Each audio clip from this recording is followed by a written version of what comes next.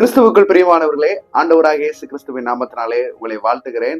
Word for the week, பலவீனர்களுக்கான வார்த்தை என்கிற இந்த பகுதியிலே உங்களை சந்திக்கிறதில் எனக்கு ரொம்ப சந்தோஷம். நீண்ட நாள் வியாதியோடு எதிர்பார்ப்போடு குணமடைய வேண்டும் என்கிற ஒவ்வொருவருக்கும் இந்த செய்தி ஆசீர்வாதமா இருக்கும் என்று நான் நம்புகிறேன். மத்தேயு 9ஆம் அதிகாரம் 20 to 23 வரைக்கும்.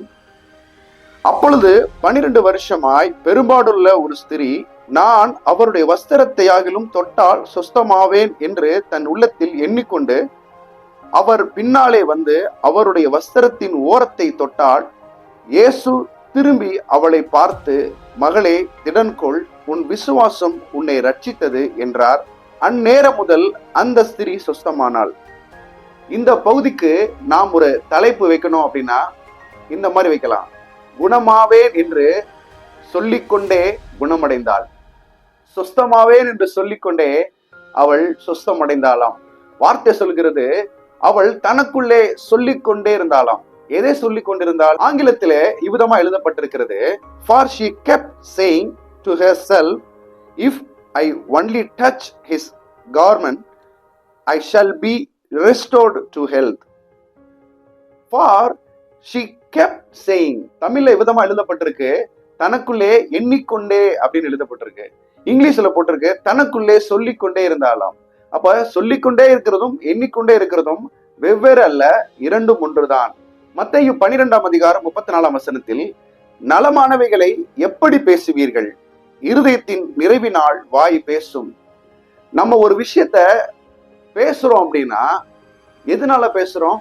வாயில வந்ததுனால பேசல, வாயில் வருவதற்கு முன்பாக அது மனதிலே நிறைக்கப்படுகிறது. நம்முடைய இருதயத்துல நிறைகிறது தான் நம்ம வாயில பேசுறோம். நம்ம மனசுல என்ன நினைக்கிறோமோ, மனசு எதனால நிரப்பப்படுதோ அதுதான் நம்முடைய வாயின் வார்த்தைகள் மூலமா வெளிப்படும். அப்போ பேசிக்கொண்டே எண்ணுகிறதும் எண்ணிக்கொண்டே பேசுகிறதும் இரண்டுமே ஒன்றுதான். 12 வருஷமா உதிர போக்கில மிகுந்த வேதனையோடு இருக்கிற இந்த பெண் இயேசு கிறிஸ்துவின் வருகையை அறிந்து அந்த இடத்துக்கு எப்படியாகிலும் போய் அவருடைய வஸ்திரத்தின் ஓரத்தை தொட்டா கூட நான் சொஸ்தமாயிருவேன் சொல்லி தனக்குள்ளே சொல்லிக்கொண்டே விசுவாசித்தாலாம். விசுவாசம் எப்பொழுதுமே பேசுமா?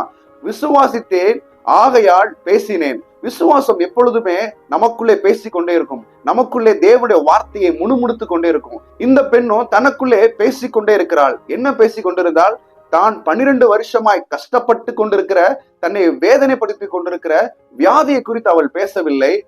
மாறாக தான் இனிமேல் பெறப்போகிற சுகத்தை பற்றி, தான் இனிமேல் அடைய போகிற ஆரோக்கியத்தை பற்றி தொடர்ந்து பேசிக் கொண்டிருந்தாலாம். அவருடைய வஸ்திரத்தை தொட்டு நான் சுகமாவேன், அவருடைய ஆடையை தொட்டு அதன் ஓரத்தை தொட்டு நான் ஆரோக்கியம் பெறுவேன், எப்படியாக அவருடைய வஸ்திரத்தை தொட்டு நான் சுகமாவேன். இதுவே திரும்ப திரும்ப திரும்ப திரும்ப சொல்லிக்கொண்டே அவள் இயேசுவின் ஆடையை தொட்டு அதன் ஓரத்தை தொட்டு பரிபூர்ணமாய் உடனே குணமானாள். அந்நேரமே அவள் சுஸ்தமாக்கப்பட்டாள். அந்நேரமே அவள் குணமடைந்தாள் என்று தேவனுடைய வார்த்தை சொல்கிறது. அப்படி என்றால் நாம் எதை பேசுகிறோமோ அதைத்தான் நம்முடைய சரீரத்தை நாம் பார்க்க முடியும். அநேகர் வியாதியை பத்தி ரொம்ப அதிகமா பேசி கொண்டே இருப்பாங்க. சுகர் லெவல் இன்க்ரீஸ் ஆயிடுச்சு, இந்த வியாதி வந்தா இது நடந்துருமா, இந்த வியாதி அவருக்கு வந்துச்சா அதனால அவர் இறந்துட்டாரா, இப்படியே ஓயாம வியாதியை பத்தின விஷயங்கள், வியாதியை பத்தின வார்த்தைகளை தொடர்ந்து பேசி கொண்டே இருந்தா எதுதான் வீரியம் எடுக்கும் அப்படின்னா, வியாதியினுடைய வல்லமை, வியாதியினுடைய தன்மை நம்முடைய சரீரத்துல வீரியம் எடுக்க ஆரம்பிக்கும். அது ஏற்கனவே செயல்பட்டு கொண்டிருக்கிறதை பார்க்கலாம், இன்னும் அதிகமா அந்த வியாதி இன்னும் அதிகமா உக்கிரமா செயல்பட ஆரம்பிக்கும். அப்ப எதை பேச வேண்டும் என்றால், நாம் திரும்ப திரும்ப வியாதியை பேசக்கூடாது. திரும்ப திரும்ப நான் சுகமாவேன் என்பதை திரும்ப திரும்ப பேசிக் கொண்டிருக்கும் பொழுது தேவனுடைய வார்த்தையின்படியே நாம் சுகம் அடைவோம். அவள் சொஸ்தமாவேன் என்று திரும்ப திரும்ப சொல்லிக்கொண்டே அவள் சொன்னபடியே சொஸ்தமடைந்தாள், பரிபூர்ணமா குணமடைந்தாள். இப்போ நான் எப்படி இந்த சுகத்தை பெறுறது? 1 பேதுரு 2:24 படி, நாம் பாவங்களுக்கு மரித்து நீதிக்கு பிழைத்திருக்கும்படி அவர் தாமே தமது சரீரத்திலே நம்முடைய பாவங்களை சிலுவையின் மேல் சுமந்தார், அவருடைய தழும்புகளால் நாம் குணமானோம். இந்த இடத்துல நாம் கவனிக்க வேண்டிய வார்த்தை குணமாக்கப்பட்டோம், குணமானோம், அல்லது நீங்கள் குணமானீர்கள், குணமாக்கப்பட்டு விட்டீர்கள் அப்படின்ற வார்த்தையை நம்ம பார்க்க முடியும். இந்த வார்த்தையை திரும்ப திரும்ப நீங்க பேசணும். நான் குணமடைந்தேன், நான் சுகமடைந்தேன். அந்த பெண் நடக்க போகிறதை பேசி விசுவாசித்து தன் சரீரத்திலே ஆரோக்கியத்தை பெற்றுக்கொண்டார். இப்போ நம்முடைய பலவீனங்களை ஏற்றுக்கொண்டு நம்முடைய நோயை சிலுவையிலே அவர் சுமந்தார், அவர் தாமே நம்முடைய பலவீனங்களை ஏற்றுக்கொண்டார்.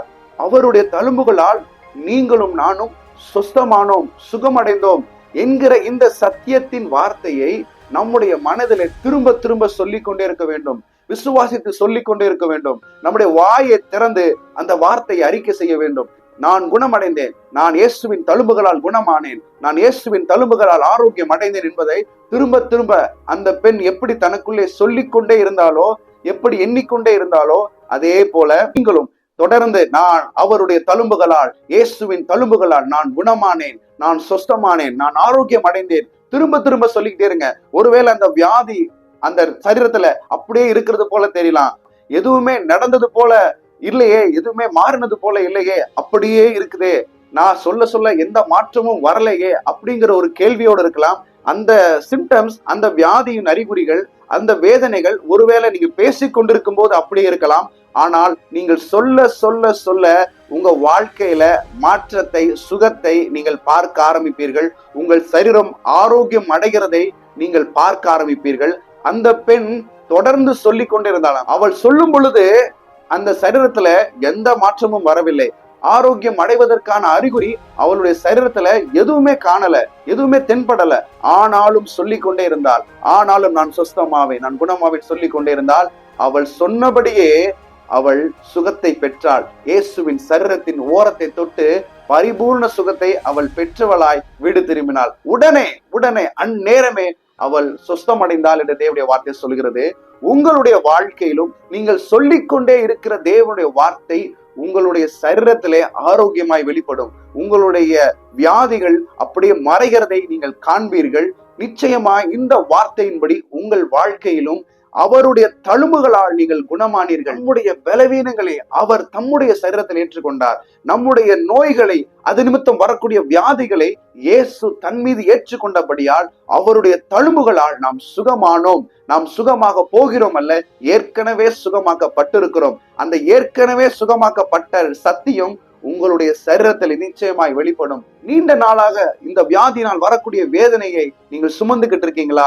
இனி நீங்கள் சுமக்க மாட்டீங்க. ஏனென்றால் நீங்கள் சுமக்க வேண்டிய அந்த வியாதியை, அந்த நோயை இயேசு தன் மீது ஏற்றுக்கொண்டு சுமந்து தீர்த்து விட்டார் என்பதை நீங்கள் விசுவாசியுங்கள். அவர் என்னுடைய வியாதிகளை அவர் தன் மீது ஏற்றுக்கொண்டார்.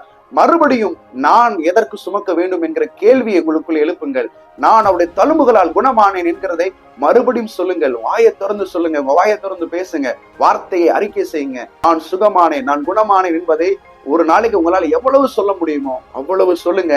உங்க சரீரத்துல அதற்கான பலனை, அந்த ஆரோக்கியத்தை நீங்கள் சொன்ன வார்த்தையின்படி நீங்கள் பார்க்க ஆரம்பிப்பீர்கள். நீங்கள் ஆரோக்கியத்தோடு சுகத்தோடு வாழ்வதற்கு 100% உரிமையாளரா இருக்கிறீங்க.